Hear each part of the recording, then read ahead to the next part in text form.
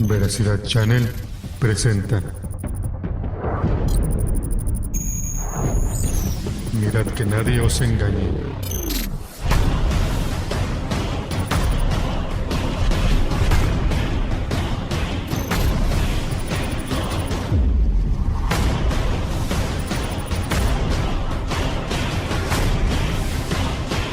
Porque no vendrá sin que antes venga la apostasía.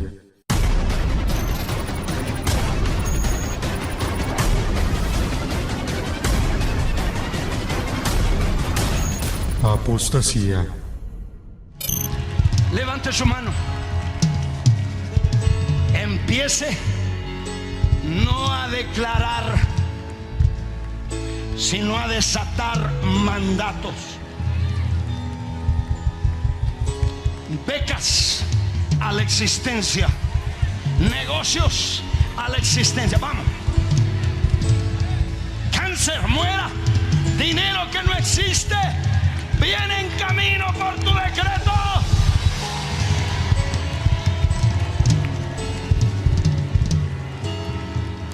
Shita rapakashita. My God, I feel the power in my mouth. I feel the power in my mouth. ¿Cuántas veces no hemos escuchado las frases: yo declaro que todo lo que haga prosperará? Declaro bendición sobre mi hogar y mi familia. Declaro que Satanás no me tocará. Declaro que ninguna enfermedad me afectará. Declaro bienestar y prosperidad, etc. ¿Pero realmente esa práctica es bíblica? El único que tiene el poder de decretar o declarar es Dios, porque Él es el Rey de Reyes, el único Dios y soberano. Nadie le da instrucciones de qué hacer. Él tiene el poder y la autoridad para realizar lo que le plazca. Deuteronomio 26:16 dice: Jehová tu Dios te manda hoy que cumplas estos estatutos y decretos. Cuida pues de ponerlos por obra con todo tu corazón y con toda tu alma. Aquí vemos que el único que manda y decreta es Dios. Nosotros como pueblo nos corresponde cumplir y poner por obra sus mandatos. Hoy en día escuchamos con más frecuencia que el pastor o líder quiere tomar el lugar de Dios declarando y decretando lo que la gente quiere oír. En muchos de los casos son palabras de bienestar y prosperidad a corto plazo. ¿Será bíblico decretar prosperidad, éxito empresarial o felicidad? Todas estas supuestas declaraciones interrumpen el plan que Dios tiene para cada uno de nosotros. Nadie puede ocupar el lugar de Dios. Nadie en este mundo decide qué pasa o pasará en nuestras vidas. Estas congregaciones basan su doctrina en una errada interpretación de Apocalipsis 1:6 que dice: y nos hizo reyes y sacerdotes para Dios. A Él sea gloria e imperio por los siglos de los siglos. Amén. Con esto enseñan que como hijos de Dios tenemos el derecho de ser reyes, de ejercer poder y autoridad en su nombre para resolver problemas, circunstancias adversas, para atar y desatar, que con nuestra boca tenemos que confesar lo positivo y que nadie nos puede tocar, pues supuestamente somos reyes y sacerdotes. El problema en este pasaje es la traducción. Si tomamos en cuenta que Juan escribía a las asambleas de los nuevos creyentes de ese entonces, el idioma que más predominaba era el griego. En los manuscritos originales encontramos lo siguiente: Él ha hecho de nosotros un reino de sacerdotes para Dios su Padre. A Él sea toda la gloria y el poder por siempre y para siempre. Amén. Incluso en la primera traducción al griego utilizan la palabra basilea, que quiere decir reino. Entonces realmente Dios ha hecho de nosotros un reino de sacerdotes a su servicio. Recordemos que un sacerdote es una persona apartada para servirle a Dios. Más adelante, en Apocalipsis 5:10, repite las mismas palabras: y la has transformado en un reino de sacerdotes para nuestro Dios, y reinarán sobre la tierra. Recordemos que los que resucitemos en el reino milenio, reinaremos junto con Él. Esto lo reforzamos con Apocalipsis 20:6 que dice: Bienaventurado y santo el que tiene parte en la primera resurrección. La segunda muerte no tiene potestad sobre estos, sino que serán sacerdotes de Dios y de Cristo y reinarán con él 1000 años. Entonces concluimos que la participación de cada persona encargada de proclamar el mensaje de Dios no debe de ser decretar. Más bien, su deber es informar acerca de los decretos y estatutos de Dios. Continuando con esta investigación, encontramos que Dios Padre ya había establecido estas palabras a su pueblo y la encontramos en Éxodo 19:6, que dice: «Y vosotros me seréis un reino de sacerdotes y gente santa». Estas son las palabras que dirás a los hijos de Israel. Podemos concluir que Juan no estableció nada nuevo en las Escrituras, sino que escribió en el Apocalipsis las palabras que Dios ya había establecido desde un inicio. Recordemos que la Biblia se interpreta por sí misma y no puede contradecirse. Al autonombrarnos reyes, le estaríamos restando autoridad al único Rey de Reyes y Señor de Señores. No podemos ir en contra de lo que Dios ya estableció. Otra cita favorita de este movimiento carismático y positivista lo encontramos en Juan 14:12, que dice: «De cierto os digo, el que en mí cree, las obras que yo hago, él las hará también, y aún mayores hará, porque yo voy al Padre». Con esto se basan en que tenemos la autoridad de hacer cosas mayores a las que él hizo. Enseñan que tenemos más poder que Cristo. Pero si ponemos atención al versículo, no se refiere a maravillas o prodigios que pudieran hacer a diestra y siniestra estos pseudopredicadores. ¿A qué se refiere entonces Jesús con esta cita? Es obvio que a la promulgación de la palabra y a los milagros como evidencia del reino de Dios en esta tierra, mas no como práctica preponderante en los milagros, pues nadie ha podido hacer más de lo que él hizo. La clave está en la parte donde dice: «las obras que yo hago». ¿Qué obras, tareas o trabajos vino a hacer? A predicar el mensaje de salvación del Padre y a hacer su voluntad. Y más adelante dice: «porque yo voy al Padre». Se refiere que al subir a la diestra del Padre ya no podría continuar con su trabajo de predicar físicamente. Entonces no se refiere a milagros, prodigios o poder, solamente a la extensión de su reino, es decir, a la expansión de su mensaje a abarcar mayor territorio y esparcimiento de su palabra. El alcance que tuvo Pablo en sus viajes misioneros fue mayor al de Jesús. Hoy en día se predica a más gente en todo el mundo, y todo esto gracias al Espíritu Santo que nos dejó el Padre.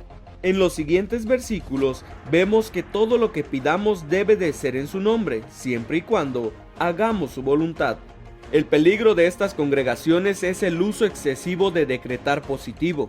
Usted debe saber que estas prácticas se basan en la metafísica de Aristóteles, y todo ello carece de significado bíblico y espiritual. Desgraciadamente, estas enseñanzas se han metido a las congregaciones sutilmente, maquilladas con versículos fuera de contexto. Si se tratara de declarar o decretar positivo, ¿dónde quedan las instrucciones que Dios estableció? Tristemente, muchos creyentes quieren resultados rápidos, pero la vida en obediencia va más allá de establecer conductas positivistas. Ser obediente a lo que Jehová estableció trae bendición. Encontramos un ejemplo en Salmos 1:3. Será como árbol plantado junto a corrientes de agua, que da su fruto en su tiempo y su hoja no cae, y todo lo que hace prosperará. Entonces, no son los decretos o declaraciones, es la obediencia la que nos traerá lo mejor. Solo debemos someternos a su voluntad. Sabemos que también vendrán pruebas, pero estas no deben apartarnos de su propósito. Vemos un claro ejemplo en la vida de Job, que a pesar de ser justo y obediente tuvo adversidades, pero jamás blasfemó el nombre de Dios ante sus pruebas.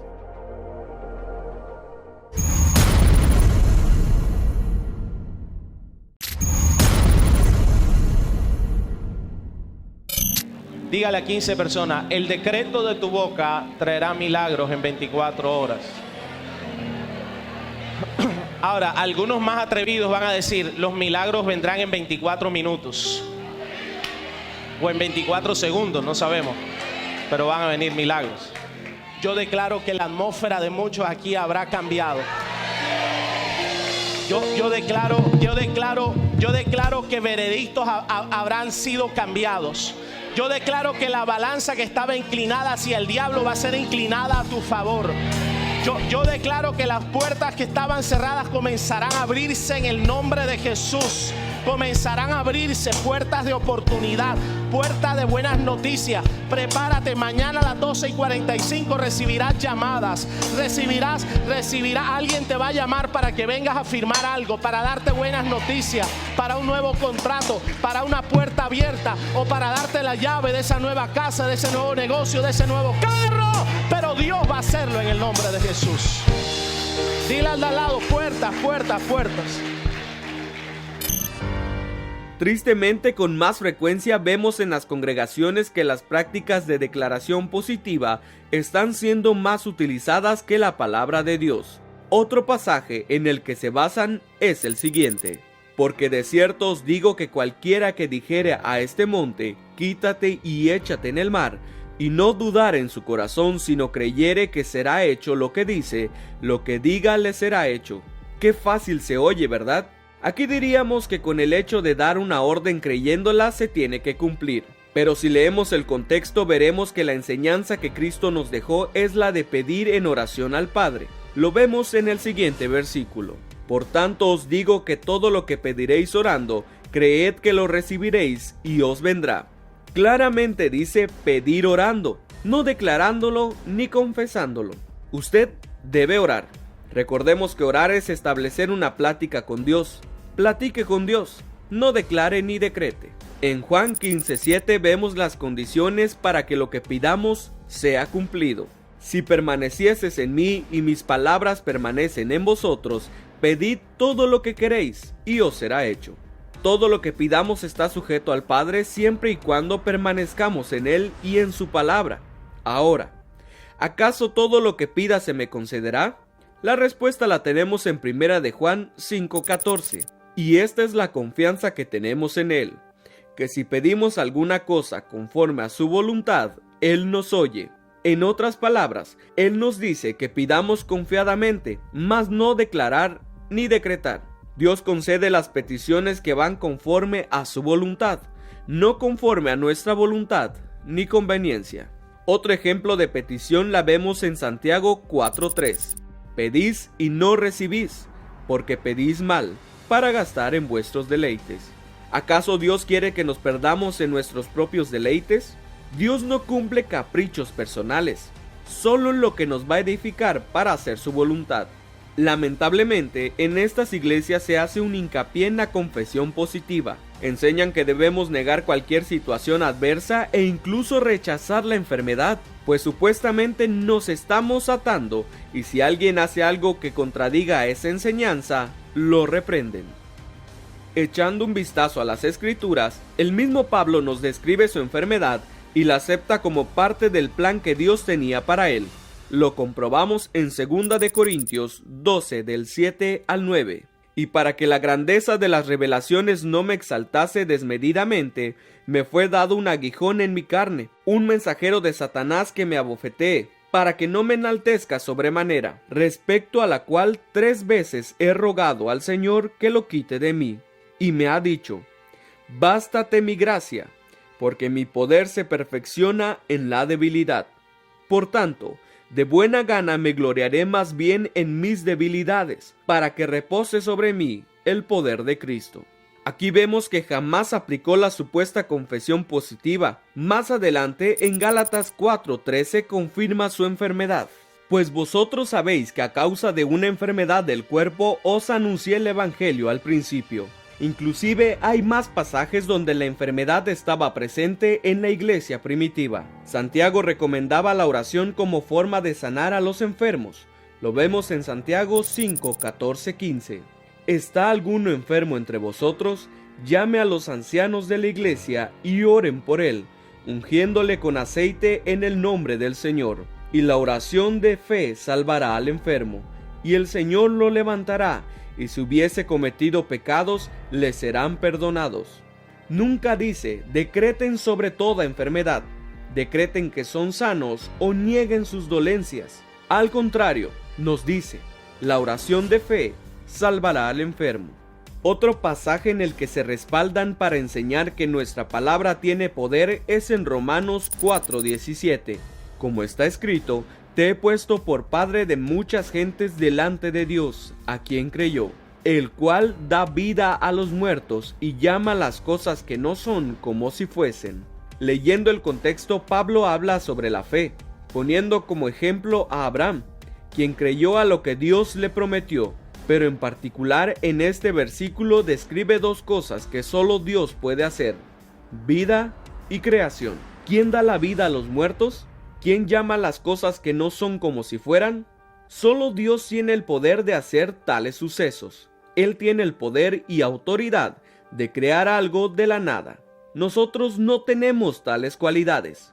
Únicamente nos debemos someter a Él, obedecer su palabra y creer en que Él lo hará conforme a su perfecta voluntad, así como Abraham creyó que lo haría padre de multitudes. Astutamente, a alguien se le ocurrió enseñar que nosotros podemos llamar las cosas que no son como si fuesen, cuando realmente Pablo se estaba refiriendo al poder de Dios. También es muy común escuchar esto: todo lugar que pisare la planta de vuestro pie será vuestro. Lo utilizan comúnmente en las campañas de alcance para ganar nuevos adeptos y conquistar colonias o ciudades. Pero no es más que una mala interpretación de Deuteronomio 11:24. Todo lugar que pisare la planta de vuestro pie será vuestro, desde el desierto hasta el Líbano, desde el río Éufrates hasta el mar occidental serán vuestro territorio. Jehová está prometiendo a su pueblo un territorio. Más adelante en Josué 1:3-4, Dios confirma: yo os he entregado, como lo había dicho a Moisés, todo lugar que pisare la planta de vuestro pie, desde el desierto y el Líbano hasta el gran río Éufrates, toda la tierra de los heteos hasta el gran mar donde se pone el sol, será vuestro territorio. Mira para ese lado, mira para allá, ¿quién está? Mira el faraón. Ay, mira para este lado los egipcios, el diablo y sus demonios y toda la maldad del mundo. Pero mira, Jehová en esta noche se ha complacido de abrirte el mar para que camine en seco. Ay, ay, mira cómo se abrió. Mira, para que cruce en seco. Ay, ay, ay, recibe. Ay, Dios mío, ay, Dios mío. Ay, qué gloria, qué gloria. Ahí está poder. Ay, corre, corre, corre, corre.